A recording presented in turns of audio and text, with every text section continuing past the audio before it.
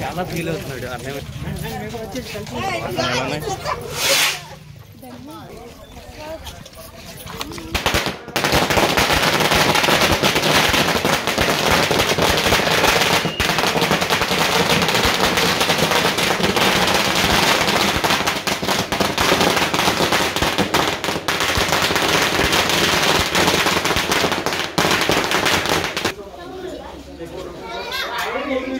గ్రామ వాస్తవ్యులు పెద్దలు 5 వచ్చి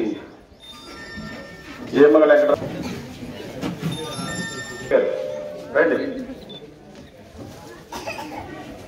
ఫస్ట్ పేసి మీ పెద్దలది. అలాగే ఒక్కొక్కరు వారు సన్మానించండి.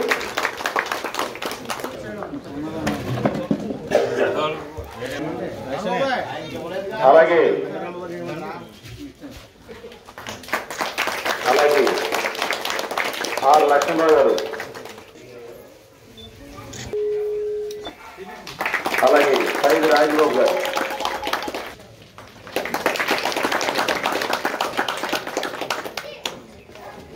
మన గ్రామ పెద్ద క్యాన్సర్ గారు,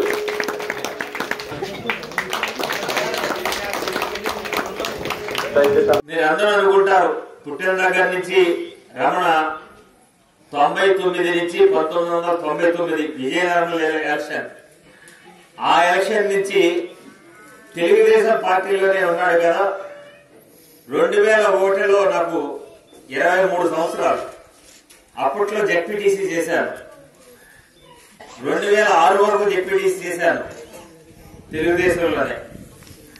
తర్వాత స్టేట్ సెక్రటరీగా చేశాను 2009 వరకు మీ అందరి దయతో.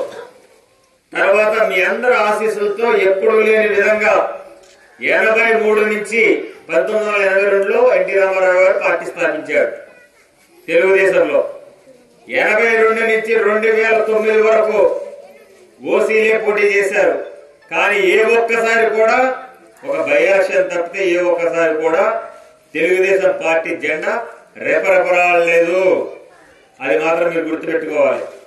ఆ రెపరెపలాడించింది ఎవరైనా అంటే శనకొట్టాడు ప్రజలు. మీరందరూ అని గర్వంగా చెప్పుకుంటున్నారు. నేను ఈరోజు జయమంగళ వెంకటరావు చేరి నిలబడిందంటే అసలు ఈ నియోజకవర్గంలో తెలుగుదేశమే లేదు, అయిపోయిందన్న విషయంలో 2009లో చేశారు.